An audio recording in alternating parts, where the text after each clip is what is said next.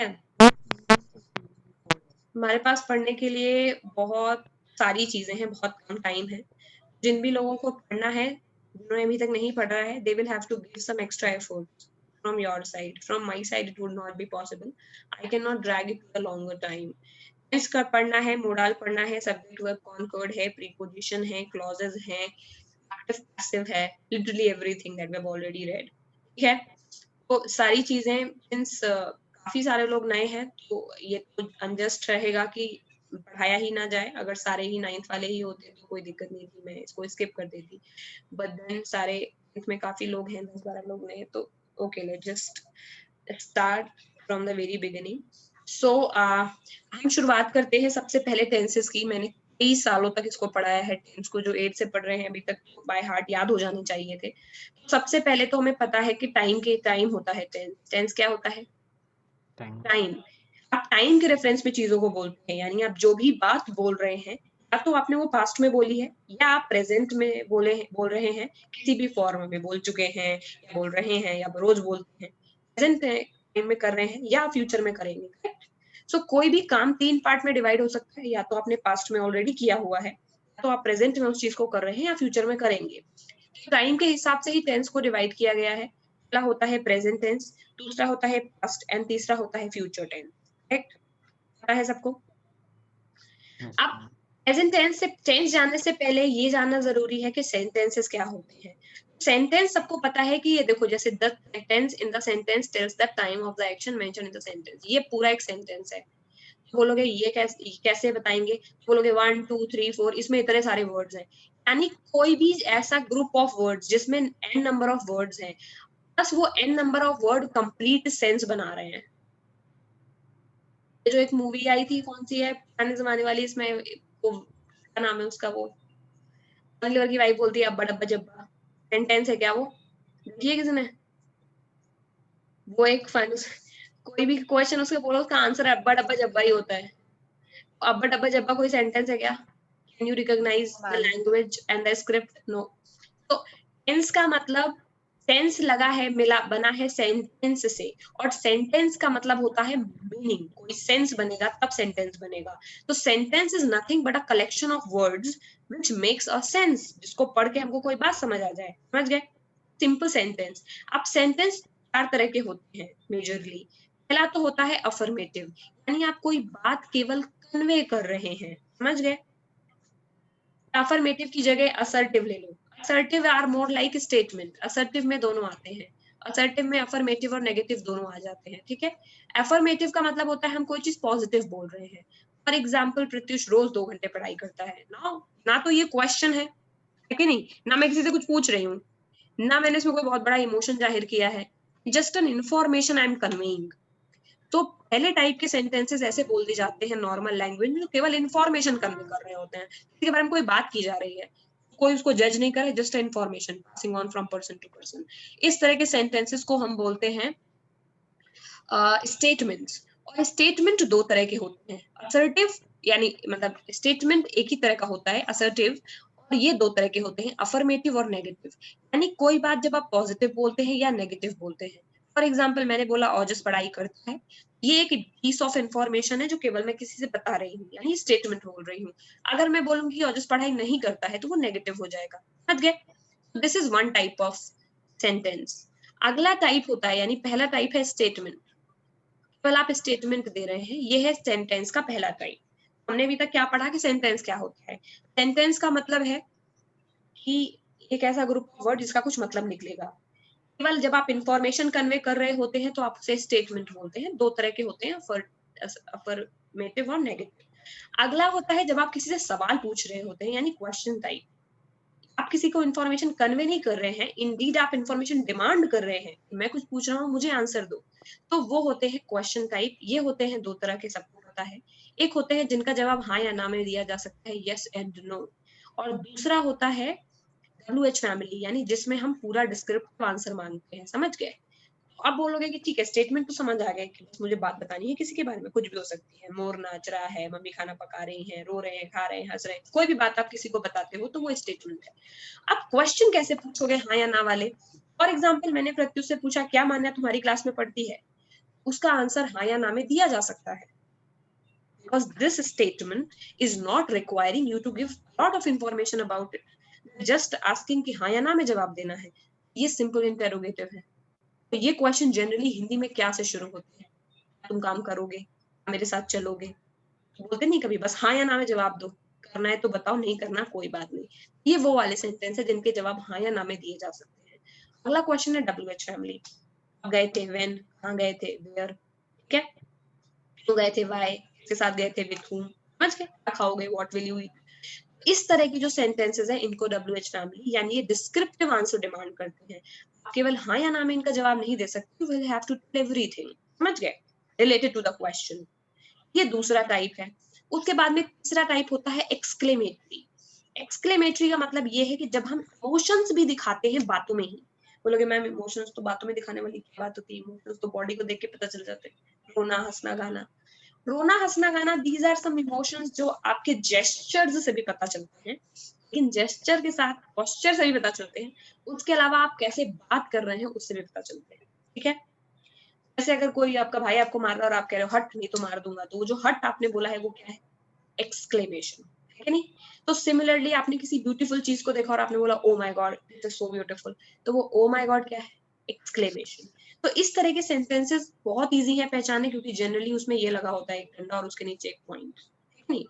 Alas, I am ruined, brave even, इस तरह के जो सेंटेंस होते हैं नॉर्मल ही सेंटेंस होंगे, नॉर्मल टेंस में ही बने होंगे, बट उनमें कोई ना कोई वर्ड ऐसा लगा होगा जिसमें ये लगा होगा, और उसको देख करके हमें पता चल जाएगा कि दिस पर्टिकुलर जो सेंटेंस है इज टॉकिंग अबाउट इमोशंस, ठीक है। उसके बाद एक और सेंटेंस होते हैं जिनको बोलते हैं इम्पेरेटिव।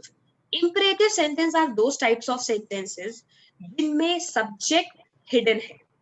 जैसे कि अगर मैंने बोला प्रत्युष तुम बैठ जाओ, ये इम्पेरेटिव नहीं है, बिकॉज मैंने उसका नाम लिया, उसको रेफर किया। और अगर मैं केवल ये बोलूं बैठ जाओ, उठ जाओ, दरवाजा बंद कर दो, खाना ले आओ, तो मैं क्या किसी सब्जेक्ट को रेफर कर रही हूँ? तुम बोला है क्या, मैंने कोई नाम लिया है? नहीं। पर क्या इसका मतलब है कि सब्जेक्ट है ही नहीं है? अगर कोई काम हो रहा है तो किसी ना किसी के रेफरेंस में तो हो ही रहा है, कोई ना कोई सब्जेक्ट तो है ही, बट वो हिडन है, समझ गए। इस तरह के सेंटेंस जनरली सब्जेक्ट उनमें लगाया नहीं जाता बनाते वक्त, हिडन होता है, ऐसा नहीं है कि है नहीं, बट हिडन है। जनरली ये सेंटेंस नॉर्मल वर्ब से ही शुरू होते हैं, sit down, go there, let me be, ma'am order वाले leave me statement. Alone, leave me alone. तो ये है कि ये ऐसे होते हैं। बोलोगे भी ऐसे सेंटेंस का क्या काम है, हम तो टेंस से ही अपना काम चला लें, जब स्टेटमेंट बोल सकते तो इंपरेटिव का क्या मतलब है। मैं बोलूंगी कि बात ठीक है तुम्हारी, जो चीज तुम इंपरेटिव में बोल रहे हो उसको स्टेटमेंट में भी बोल सकते हो। बोलोगे मैम ये जरूरी है कि आप ये बोलोगे मान्या तुम, नहीं जरूरी है आप केवल ये बोलो कि होमवर्क कर दो, आप ये भी तो बोल सकती है कि मान्या होमवर्क कर दो, उसमें कुछ घटेगा? मैं बोलूंगी नहीं, बट इंटेंसिटी घट जाती है। इंटेंसिटी क्या, अगर मेरे को किसी को डांटना है तो मैं क्या बोल रही हूँ, तुम बैठो वरना थप्पड़ मारूंगी। अगर मैं नाम लेकर के इज्जत के साथ प्यार के साथ एक चीज डिटेल में बोलूंगी तो थोड़े टाइम में गुस्सा चला जाएगा, गुस्सा बुरा मान जाएगा, समझ गए। ये उस तरह के सेंटेंस होते हैं जिनमें इंटेंसिटी कम हो जाती है।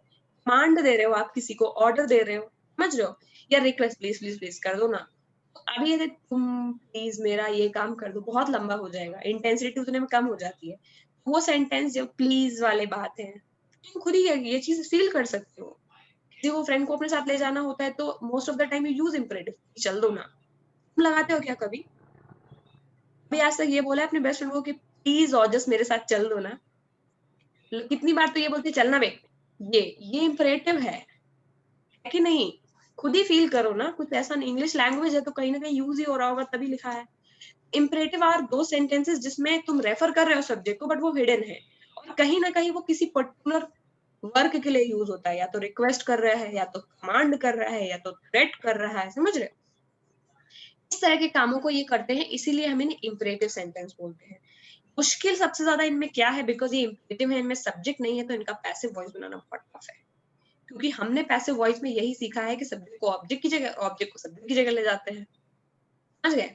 तो टेक्निकली हम ये कहते हैं कि आई एम ईटिंग मैंगो, और जब हमें पैसिव बनाना होता है तो हम शुरुआत मैंगो से कर देते हैं, mango is being eaten by me. बोल रहे हो इसमें सब्जेक्ट रिप्लेस किससे करें? ये सबसे बड़ी प्रॉब्लम है एक्टिव पैसिव में, वो हम वहीं डिस्कस करेंगे कैसे बनेगा, तो एक्टिव पैसिव की बात करेंगे। फिलहाल टाइप्स ऑफ सेंटेंसेस समझ आ गए हैं। Am I going too fast? Sir तो मैम तो टोटल 5 है. Yes. Am I Affirmative, going negative, fast? interrogative. ये सारे लिखे हुए हैं statement, ma'am. Question, imperative and exclamation. जो लोग नए हैं, are they able to get it? और पुराने वाले क्या रिवीजन कर पा रहे हैं? समझ आ रहा है क्या चल रहा है? Yes ma'am. Yes, ma'am. आ रहा है. ठीक है. सो ये तो हमारे सेंटेंस हो गए, यानी ये बात अगर तुमने ये टाइप्स ऑफ सेंटेंसेस 7th में नहीं पढ़े हैं तो तुमने यहाँ पढ़ लिया है. So this particular portion is complete. अब फंडा ये है कि इम्परेटिव वाले को अगर हटा दो, क्योंकि इम्परेटिव वाले हम टेंस में काउंट नहीं करते, क्योंकि चलो मेरे साथ, ये कब बोला है, किस टाइम में बोला है, कैसे पता चलेगा इस सेंटेंस को पढ़ के? ये पास में बोला गया है, प्रेजेंट में, फ्यूचर में बोला जाएगा, इतना ही रहना है इसको हमेशा, ना इसके पीछे है लगा है ना था लगा है, कैसे बताएं किस टेंस का है? मैम अगर इम्पेरेटिव के साइड में कोटेशन मार्क्स लगाते हैं तो मैम तब हम उसे टेंस में चेंज कर सकते हैं ना? नहीं, imperative sentence generally is referred in present tense only. ऐसा नहीं है कि कुछ अलग है, बट कुल मिलाकर के हमारे को बहुत कॉम्प्लेक्स नहीं करना है. हमें ये समझना है कि हमें टेंस में क्लासिफाई नहीं करते, क्योंकि हमें पर्टिकुलर काम के लिए नहीं यूज करना है, रिक्वेस्ट के लिए, ऑर्डर के लिए, कमांड के लिए. जब हमें देना होगा हम तभी यूज कर लेंगे इनको, एक दो लाइन में. बाकी चुपचाप अपने टेंस ही पढ़ेंगे. ठीक है, तो अपने दिमाग को ऐसे समझाना है.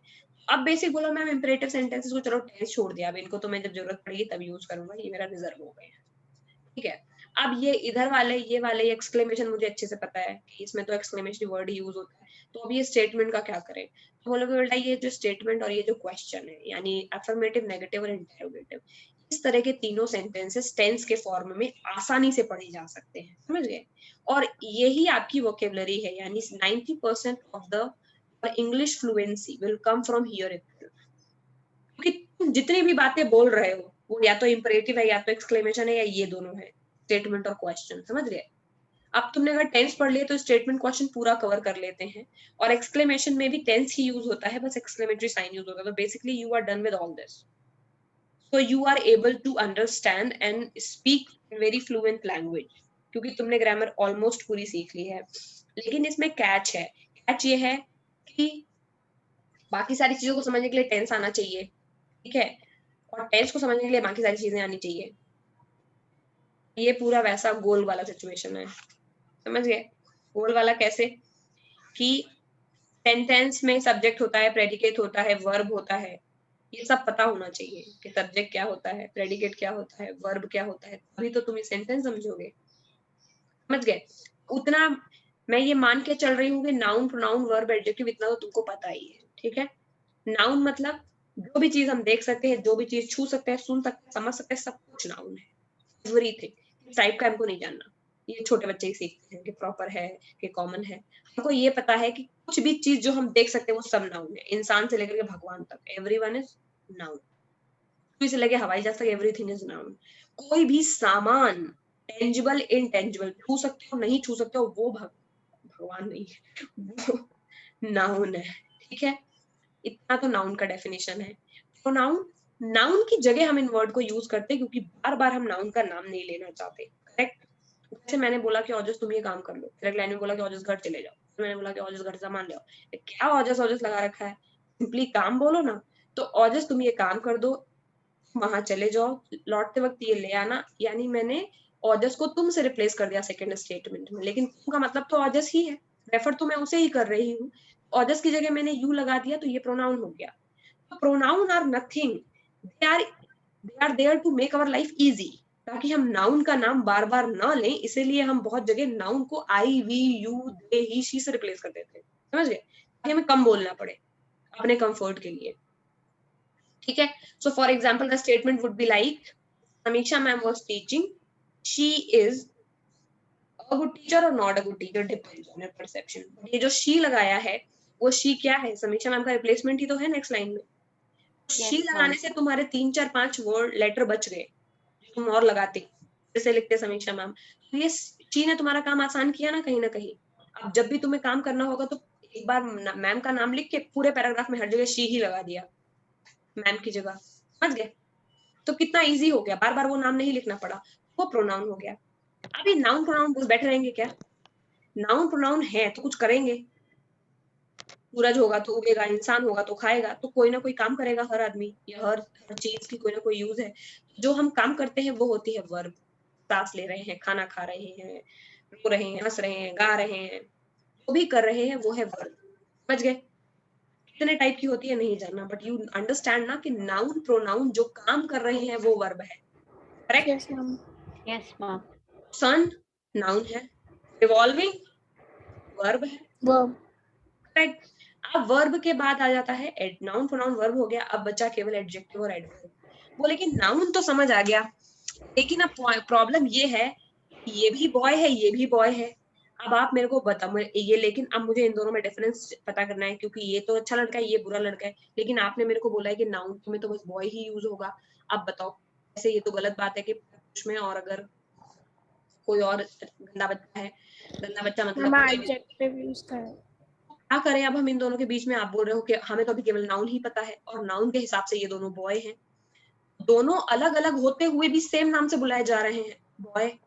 अभी मन है मेरा कहने का कि मैं बोलूं कि बुरे हो, लेकिन बुरे का मतलब मुझे नहीं पता, मुझे बुरा वर्ड ही नहीं पता, क्योंकि एडजेक्टिव ही नहीं एग्जिस्ट करता है। मैं दोनों को बॉय बुला रही हूँ। इमेजिन करो कि लाइफ कैसी होगी अगर एडजेक्टिव नहीं होंगे। बोलोगे बहुत अच्छी होगी, कभी भी टीचर शिकायत नहीं कर सकेगा घर में, सब बोलेंगे आपका बच्चा बच्चा है। मैम ये तो बहुत ही बोरिंग लाइफ होती है मैम, हम किसी भी चीज में डाइवर्सिटी ना दिखा पाते। तो क्या होता कि मान लो कि आज होमवर्क नहीं किया, ठीक है, तो मैम बस इतना ही बोल सकती थी कि आज अपूर्वा ने होमवर्क नहीं किया। मैम ये बोल सकती थी कि अपूर्वा एक अच्छी लड़की है, गंदी लड़की नहीं। पूरा बोलती है अपूर्वा एक लड़की है। क्या बात कर रहे हो, मुझे पहले से ही पता है अपूर्वा हम एक लड़की है। सब यूनिवर्सली सब इक्वल हो जाते, इक्वालिटी आ जाती तुम्हारे जीवन में अगर एडजेक्टिव नहीं होता। हम अपने आप ही आ जाते, कोई स्ट्रगल ही नहीं करना। So adjective is there to treat your differences, कि तुम कहाँ अलग हो। जब नाउन आए तो लोगों को समझ में आया कि काम भी आएंगे, क्योंकि नाउन कुछ ना कुछ करेगा तो उसे काम कहना पड़ेगा। लेकिन कोई काम अच्छा करेगा और कोई काम खराब करेगा, तो ये कैसे बताएंगे कि किसने क्या अच्छा किया क्या खराब किया? फिर बोले भाई एडजेक्टिव लेके आते हैं। अच्छा काम करेगा उसको गुड बोलेंगे, जो बुरा काम करेगा उसको बैड बोलेंगे। समझ गए? तो एडजेक्टिव का ये रोल है तुम्हारी लाइफ में। अगेन तुम्हें टाइप्स ऑफ एडजेक्टिव अभी रटने की जरूरत नहीं है, you are way past that age already. ठीक है? अगले के बाद एडजेक्टिव के बाद अब क्या आया? एडवर्ब। बोलोगे वर्ब भी चिल्ला चिल्ला करके बोलेंगी कि ये नाउन प्रोनाउन अच्छे बुरे हो सकते हैं, तो हमने कोई गुनाह किया है? भी तो हो सकते हैं अच्छे बुरे। वर्ब का, एडवर्ब का मतलब है जब आप वर्ब के बारे में विशेषता बताते हैं।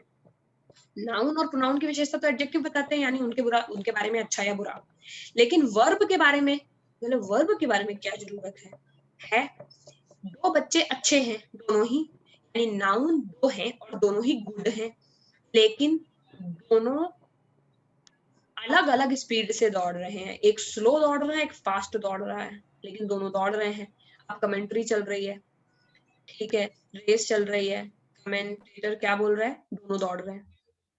और आपको पता है कि ये दोनों दौड़ रहे हैं, दोनों अच्छे बच्चे हैं, तो पता कैसे चलेगा कि एक किस तरह से दौड़ रहा है, दूसरा किस तरह से दौड़ रहा है? यानी काम के बीच का डिफरेंस कैसे पता चलेगा? इंसान के बीच का डिफरेंस तो एडजेक्टिव ने बता दिया। हर एक इंसान क्या सेम काम करता है? जिस तरह हर एक इंसान सेम नहीं है, उसी तरह हर एक इंसान सेम तरह से काम नहीं करता। जब सेम तरह से काम नहीं करता तो काम करने के तरीके अलग अलग है। उसके लिए काम करने के तरीके को ही तो एडवर्ब बोलते हैं। एक बोलोगे कि one person is running fastly and one person is running slowly, correct? उससे ये पता चल जाएगा कोई तेज दौड़ रहा है और कोई स्लो दौड़ रहा है। इससे हमें ये पता चल जाएगा कि नाउन प्रोनाउन जो काम कर रहे हैं उस किस तरह से कर रहे हैं। समझ गए? स्लोली कर रहे हैं, फास्टली कर रहे हैं।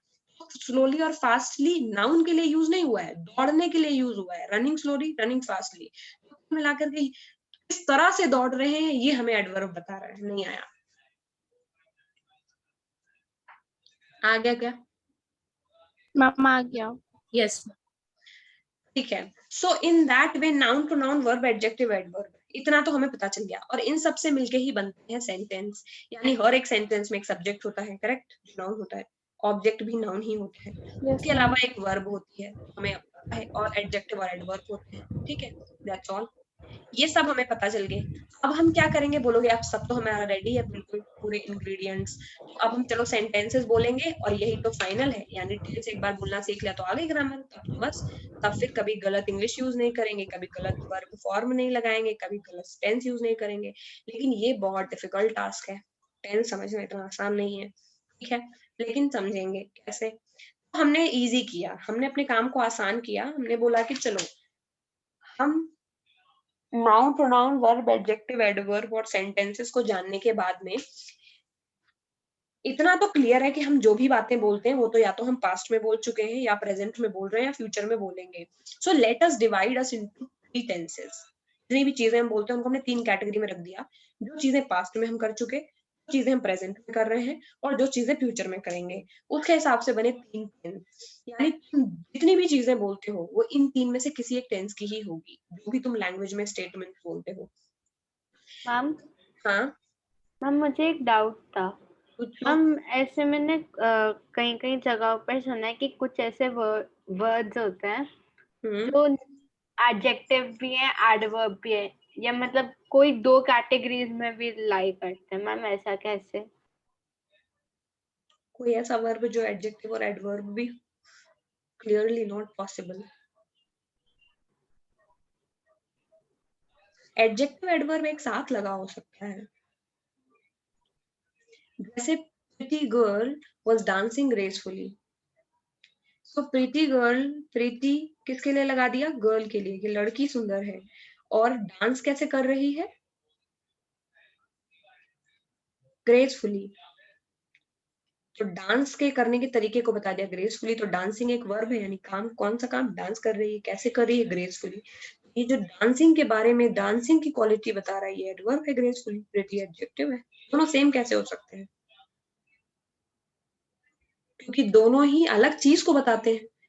एक वर्ब की विशेषता बता रहा है, एक नाउन की विशेषता बता रहा है. दोनों का काम ही अलग है, रास्ते मैम अलग है. मैम जैसे एक क्वेश्चन दे रखा था, वहां पे पूछा था कि which of these words is both adjective and an adverb. तो मैम उसमें आंसर दे रखा था फास्ट.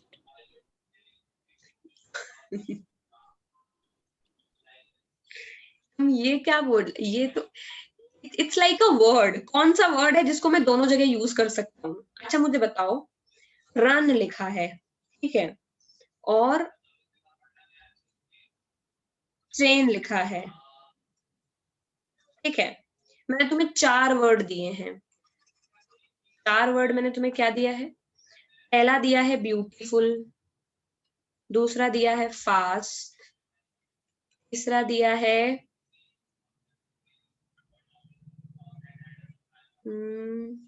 स्लोली, चौथा दिया है ट्रेंडिंग. बताओ इनमें से कौन सा ऐसा वर्ड है जो, ये रन क्या है? मैम वो ट्रेन क्या है? नाउन. ऐसा कौन सा वर्ड है जो इन दोनों के पीछे लगाया जा सकता है? Ma'am fast. यूज होगा. ऐसे बहुत सारे वर्ड हो जाएंगे इस दुनिया में जो एडवर्ब की तरह भी लगा सकते हो, वर्ब की तरह भी लगा सकते हो, क्योंकि इतने कॉमन है. भाई इंसान गॉट भी इट फास्ट हो मैम. सकता है, उसका काम भी फास्ट हो सकता है कि नहीं? तो it's got it like ma'am. It's the simplest question ever. लेकिन दोनों एक काम, एक वर्ड 2 काम कर सकता है, बट दोनों अलग अलग हैं. जब वो नाउन के पीछे लगा है तो नाउन की विशेषता बता रहा है, जब वो ट्रेन के पीछे नहीं, जब रन के पीछे लगा है तो रनिंग की विशेषता बता रहा है वर्ब की. गॉट इट समझ गए? मैम. ओके. सो हम कहाँ पर थे? हमने ये कैटेगराइज कर दिया कि जितने भी सेंटेंसेस हैं इस दुनिया में उनको 3 कैटेगरी में रखेंगे. यानी हम बोलेंगे कि सेंटेंस को हम बोलेंगे कि नाउन मतलब प्रेजेंट में, एक को बोलेंगे पास्ट और एक को बोलेंगे फ्यूचर. तो बोले कि ठीक है, ये तो फिर आसान हो गया. तो बोलेंगे आसान क्या है इसमें? जितनी भी चीजें आप बोल रहे हो खुद बताओ. क्या कोई ऐसी चीज है जो आपने पास्ट में बोली, जो चीज प्रेजेंट में बोल रहे हैं या फ्यूचर में, उसके अलावा कहीं भी कोई और तरह इस तरह का कोई सेंटेंस हो सकता है? बोले नहीं. टाइम ही 3 पार्ट में डिवाइड हो सकता है, समय ही 3 पार्ट में डिवाइड हो सकता है, काम भी 3 ही पार्ट में डिवाइड होगा. लॉजिकल, चलो ठीक है. बोले डिवाइड तो कर लिया, बोलेंगे कैसे? बोले कि हर एक सेंटेंस के 4 सब पार्ट रखे जाएंगे. एक को बोलेंगे इंडेफिनिट, एक को बोलेंगे कॉन्टिन्यूअस, एक को बोलेंगे परफेक्ट, एक को बोलेंगे परफेक्ट कॉन्टिन्यूअस. और इनके पीछे जब प्रेजेंट लगा दोगे तो ये प्रेजेंट के चारों पार्ट बन जाएंगे. Present indefinite, present perfect, present continuous, present perfect continuous. इसके पीछे पास्ट लगा दोगे तो पास्ट बन जाएंगे. बोले ठीक है, सब पार्ट्स की बात हम बाद में करेंगे, लेकिन हमें सीधी बात ये समझ आ गई कि हम इन तरह से सेंटेंस को बोल सकते हैं, या तो प्रेजेंट, या तो पास्ट, या तो फ्यूचर. तो बोलेंगे लेकिन पहचानेंगे कैसे हम कि क्या है? तो पहचानना तो सबसे आसान है. अगर मैंने ये बोला कि मैंने लास्ट ईयर इस काम को किया था, तो मैंने ये पास्ट बोला या फ्यूचर बोला? पास्ट। मैम पास। अगर मैंने ये बोला अभी कि मैंने खाना खा लिया है, तो ये प्रेजेंट की बात कर रही हूँ या मैं 50,000 साल पुरानी? प्रेजेंट की। तो ऑलमोस्ट फिर पढ़ने वालों को ये रियलाइज हुआ कि ऑलमोस्ट हर क्वेश्चन को हिंदी में हम खुद ही पहचान सकते हैं कि ये प्रेजेंट का है या पास्ट का है। उसके लिए किसी ट्रेनिंग की जरूरत नहीं है क्या तुमको? नहीं। जैसे अगर मैं तुमसे ये बोलूं कि रोज 5 बजे तुम लोग क्लास करते हो, तो ये प्रेजेंट टाइम में कर रहे हो या पास्ट में कर रहे हो? प्रेजेंट में। कि अगर मैं बोलूंगी तुम लोग जब बड़े हो जाओगे, बीटेक में चले जाओगे और बोलोगे कि हम 9th में हर रोज 5 बजे क्लास करते थे, तो ये तुम तब रेफरेंस में पास्ट की बात बोलोगे या प्रेजेंट की? पास्ट की। तुम लोग खुद ही बता सकते हो कि कौन सा सेंटेंस प्रेजेंट है, कौन सा पास्ट, कौन सा future. I don't have to tell you that, you already know that, correct? Yes ma'am. But point ये है कि हम बोलोगे मैम सारे जब प्रेजेंट है, अब तो फिर बहुत बड़ी दिक्कत हो गई, क्योंकि मैं हर रोज काम करता भी हूँ और मैंने अभी अभी खाना खाया भी है और मैं अभी पढ़ भी रहा हूँ, तो ये सारे क्या एक ही जैसे बनेंगे? ये सारे तो प्रेजेंट के हैं। अब फिर प्रॉब्लम नई खड़ी हुई कि हम ये तो पहचान सकते हैं कि कौन सा टेंस प्रेजेंट है, कौन सा टेंस पास्ट है। यानी हम किसी भी हिंदी के सेंटेंस को ये पहचान सकते हैं कि ये प्रेजेंट में बोला गया है या पास्ट में बोला गया है। बट प्रेजेंट में भी कई तरह का हो सकता है। हो सकता है कि ये काम मैं हर रोज करती हूँ, है कि नहीं? मैं हर रोज क्लास में 5 बजे आती हूँ। या हो सकता है ये काम मैं इस पर्टिकुलर मोमेंट पे कर रही हूँ, अभी अभी कर रही हूँ। या हो सकता है कि ये काम मैं कर चुकी हूँ ऑलरेडी अभी अभी। और या तो हो सकता है कि मैं ये काम काफी लंबे टाइम से कर रही हूँ और अभी तक पूरा नहीं हुआ है। तो काफी दिमाग लगाने के बाद में अक्लमंद लोगों ने बस एक ही बात को ध्यान में रखा। उन्होंने बोला ये बात सारी सबकी वैलिड है, लेकिन हम ये पता करते हैं कि प्रेजेंट टेंस में आप कितनी भी बातें बोले, इन्हीं 4 कैटेगरी में होंगी। या तो आप बात इस वक्त बोल रहे हैं, दिस वेरी मोमेंट, समझ गए? तो बोला आप किसी भी टेंस में आप काम अगर कर रहे हैं तो वो इन 4 में ही लाई करेगा। या तो आप इस वक्त कर रहे हैं, दिस पर्टिकुलर मोमेंट, या तो आप इस मोमेंट पे वो काम कर रहे हैं। अगर आप इस मोमेंट पे वो काम नहीं कर रहे हैं और वो काम हो गया है, यानी वो काम हो चुका है, करेक्ट? Yes ma'am. अगर आप इस मोमेंट पे वो काम नहीं कर रहे हैं, इस मोमेंट पे भी अगर आप वो काम कर रहे हैं और वो काम अभी नहीं हुआ है, इसका मतलब वो अभी चल रहा है, not done, correct? Yes ma'am. और या तो आप वो काम रोज करते हैं, एवरी डे, और वो कभी खत्म होगा ही नहीं। जैसे सांस लेना, खाना खाना, स्कूल जाना, it will never end, never ever. School will turn into a college and it will turn into a office, it will never end. यानी आपका daily routine will never change as long as you are living, you are a human being. क्या तुम्हारी daily routine कभी change हो सकती है? ऊपर नीचे हो सकती है, but you will eat every day, you will drink every day, है कि नहीं? You will go to office, college, school every day. You will do class or work every day. कुछ ना कुछ एक्टिविटीज रूटीन तुम हर रोज करोगे। तो बोलोगे बात तो एकदम सही है आपकी। इसके अलावा तुम खुद सोच के देखो, कोई भी ऐसा सेंटेंस बता सकते हो जो इनको लाए ना कर रहा हो। यानी कोई ऐसा काम या तो इस मोमेंट पे नहीं हो रहा है, या तो नहीं हो चुका है, या तो वो काफी लंबे टाइम से नहीं चल रहा है, या तो वो रोज नहीं होता है। इवेंचुअली यू विल रियलाइज कि तुम कितना भी ट्राई करो, कोई 5वां टाइप नहीं निकाल सकोगे। कोई भी सेंटेंस बोलोगे इन 4 कैटेगरी में आ ही जाएगा। फॉर एग्जाम्पल, अगर तुम ये बोलोगे कि मैं रोज 5 बजे क्लास करता हूँ, तो मैं तो एवरीडे में आ गया। फिर तुम ये बोलोगे कि मैंने होमवर्क कर लिया है, तो मैं बोलूंगी ये तो डन में आ गया। फिर तुम ये बोलोगे कि मैं सुबह से होमवर्क कर रहा हूँ, अभी खत्म नहीं हुआ है, तो मैं बोलूंगी तो नॉट डन में आ गया। मैं अभी क्लास कर रहा हूँ, तो इसमें आ गया। तो कुछ भी बोलोगे इन 4 में ही आ जाएगा, समझ गए? तो सिंस हम 4 ही तरह के सेंटेंस बोलने के लिए केपेबल हैं, इससे ज्यादा हम बोल ही नहीं सकते, इसीलिए 4 सब पार्ट होते हैं। पहला तो होता है कंटिन्यूअस, यानी जो काम अभी चल रहा है। दूसरा होता है जो हो चुका है, यानी कि परफेक्ट। परफेक्ट मतलब ऑलरेडी परफेक्ट है, डन। तीसरा है जो चल रहा है बट अभी कंप्लीट नहीं हुआ है, यानी होता जा रहा है बट कंप्लीट नहीं हुआ है, वो हो रहा है परफेक्ट कॉन्टिन्यूअस, क्योंकि वो होता भी जा रहा है और कंप्लीट भी नहीं हुआ है। जैसे स्टडी, ठीक है, 5 घंटे से कर रहे हो तो 2 घंटे कर चुके हो, बट 3 घंटे की बची भी तो है। ये दोनों हो गया ना, 2 घंटे कर चुके हो तो परफेक्ट भी हो गई, और 3 घंटे की बची हुई भी है तो कंटिन्यूअस भी हो गई, क्योंकि चल ही रही है अभी। जो काम चल रहा है काफी लंबे टाइम से, पूरा नहीं हुआ है वो परफेक्ट कॉन्टिन्यूअस में हो जाता है। इसको हम शॉर्टकट में ये समझ लेते हैं कि जब कॉन्टिन्यूअस में टाइम इंट्रोड्यूस हो जाता है तो परफेक्ट कॉन्टिन्यूअस हो जाता है। ठीक है, जैसे अगर हम अभी क्लास कर रहे हैं ये कॉन्टिन्यूअस है, लेकिन हम ये बोलेंगे कि अगर हम 1 घंटे से क्लास कर रहे हैं तो ये परफेक्ट कॉन्टिन्यूअस है। हम ऐसे बोल देते हैं, इसको शॉर्टकट में समझ लेते हैं। समझ गए? ये ट्रिक है लर्न करने की। कॉन्टिन्यूअस कैसे पहचानोगे? तो कॉन्टिन्यूअस यानी जो काम अभी हो रहा है वो तो बहुत आसान है पहचानना, क्योंकि वो अभी हो ही रहा है। उसके एंड में क्या होगा? हम क्लास कर रहे हैं, हम खाना खा रहे हैं, हम नोटबुक में नोट कर रहे हैं, होमवर्क कर रहे हैं, हम गेम खेल रहे हैं, कुछ भी जो हम अभी कर रहे हैं वो सब कंटिन्यूअस है। और जैसे ही कर रहे हैं हमें टाइम इंट्रोड्यूस हो जाएगा। 1 घंटे से कर रहे हैं, 4 दिन से कर रहे हैं, 10 दिन से कर रहे हैं, 15 दिन से कर रहे हैं, 1 हफ्ते से कर रहे हैं, तुरंत परफेक्ट कॉन्टिन्यूअस हो जाएगा। क्योंकि तुम 1 हफ्ते से कर रहे हो और अभी तक कर नहीं पाए, यानी हफ्ते भी जा रहे हो और चल भी रहा है, तो परफेक्ट कॉन्टिन्यूअस है। जैसे ही बोलोगे कि मैंने खाना खा लिया है, मैंने होमवर्क कर लिया है, समझ गए? जैसे ही तुम ये बोलोगे कि मेरा काम पूरा हो गया है, वैसे ही वो परफेक्ट हो जाएगा। अब कंटिन्यूअस नहीं बचेगा। फिर एक ही टाइप बचा है, जो काम तुम हर रोज करते हो। सूरज पूरब से निकलता है, अर्थ सन के अराउंड रिवॉल्व करती है, हम ऑफिस जाते हैं, हम स्कूल जाते हैं, हम पढ़ते हैं, होमवर्क सबमिट करते हैं, खाना खाते हैं, मम्मी से बात करते हैं, रोज पिटाई होती है। ये सब क्या है? ये सब रूटीन एवरी डे। क्योंकि एवरी डे वर्क बेटा ऐसे होते हैं जो इस वक्त नहीं चल रहे होते, बट हर रोज होते ही हैं वो। कुछ हो ही नहीं सकता है। तो ट्राई करना अगर इनके अलावा कोई और टाइप का सेंटेंस तुमको टकरा जाए तो, ठीक है? नहीं टकराएगा as far as I know. अगर मिल जाता है तो मुझे बताना, आई विल चैलेंज जिन्होंने भी ग्रामर बनाई है। ठीक है, तो दिस मोमेंट या तो इस वक्त ये काम चल रहा है, या ये हो चुका है, या तो ये अभी काफी टाइम से चल रहा है, पूरा नहीं हुआ, या तो ये हर रोज रूटीन काम में ये होता है। उसी के हिसाब से इनका नाम रखा गया है। जो काम हर रोज रूटीन वर्क में होता है उसको हम बोलते हैं सिंपल प्रेजेंट या प्रेजेंट इंडेफिनिट। करेक्ट?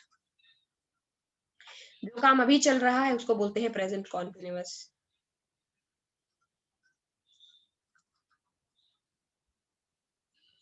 जो काम हो चुका है उसको बोलते हैं प्रेजेंट परफेक्ट। और जो काम काफी लंबे टाइम से चल रहा है और अभी हुआ नहीं है वो बोलते हैं प्रेजेंट परफेक्ट कॉन्टिन्यूअस। करेक्ट? समझ आ रही है? Yes, ma'am. Yes ma'am. तो ये हो गए 4 सब टाइप। अब मजाक की बात ये है कि ये सारे सब टाइप सेम है, हर टेंस में यही सब टाइप होते हैं। Simple, continuous, perfect, perfect continuous, सब में यही होते हैं। तो टेक्निकली तुम्हें तीनों टेंस और चारों सब टाइप पता चल गए। इसी के पीछे अगर प्रेजेंट की जगह पास्ट लगा दोगे तो पास्ट के चारों सब टाइप बन जाएंगे। समझ गए? Yes, ma'am. और इसी की जगह अगर पास्ट के फ्यूचर लगा दोगे तो फ्यूचर के चारों सब टाइप बन जाएंगे। यानी इन ये 4 तरह के काम या तो तुम प्रेजेंट में कर रहे हो, ये 4 तरह के काम या तो तुम पास्ट में कर रहे थे, और या तो ये 4 तरह के काम तुम फ्यूचर में करोगे। यानी या तो फ्यूचर में तुम किसी काम को कंप्लीट कर लोगे, या तो तुम फ्यूचर में भी काम करते रहोगे और कंप्लीट नहीं होगा, या तो तुम फ्यूचर में भी इस मोमेंट पे कोई काम कर रहे होगे, या तो फ्यूचर में तुम एवरीडे वही शेड्यूल रखोगे जो इस वक्त है तुम्हारा। समझ गए? थोड़ा डिटेल में जाना, इसको इंटरनलाइज करना अपने माइंड में, टेंस को हिंदी में। अभी तो हमने इसको ट्रांसलेट करना शुरू भी नहीं किया है। I just want you to understand the concept first. उसके बाद कुछ नहीं है, उसके बाद just a helping verb and verb form, nothing else. ठीक है? तो लग रहा है कुछ समझ आ रहा है क्या चल रहा है? Yes, ma'am. Yes ma'am. Yes, ma'am. इससे फास्ट बेटा मैं नहीं कर सकती हूँ और इससे स्लो भी नहीं कर सकती हूँ, because I have to teach a lot of things in grammar. ठीक है, तो आपको जाना है जल्दी से, इनको नोट करना है कॉपी में कि आपने आज सीखा है, and then you have to try in Hindi. जानने की कोशिश करनी है जो भी चीजें हम बोल रहे हैं। जैसे इस वक्त मैं बोल रही हूँ, कौन सा टेंस है बताओ? Present. कंटिन्यू। Present continuous. कि वो मैं अभी बोल रही हूँ। अभी मैं क्लास खत्म करने के बाद बंद करूंगी और बाहर जाके बोलूंगी मैंने क्लास कर ली है, तो ये कौन सा टेंस हो जाएगा? Present perfect. Present. परफेक्ट। अगर मैं इसके बाद एक और क्लास लूंगी और फिर मैं बोलूंगी कि मैं 3 घंटे से क्लास ही लिए जा रही हूँ, अभी हुई नहीं खत्म, तो क्या होगा? Present present perfect. Perfect perfect continuous. Continuous. और मैं अगर ये बोलूंगी कि मेरी हर शाम को 4 बजे एक क्लास होती है, तो क्या होगा? Ma'am simple Simple present. perfect. इस तरह की ही बातें अपने दिमाग को बार बार ट्रेन कर लेनी है। ठीक है, ट्रेन कर लोगे तो फिर नेक्स्ट क्लास में हम हेल्पिंग वर्ब करना शुरू करेंगे और फिर पैसिव एक्टिव की तरफ बढ़ेंगे। ठीक है? Okay guys, so on that note, that's all I guess for today. Ma'am, attendance. Yeah, sure.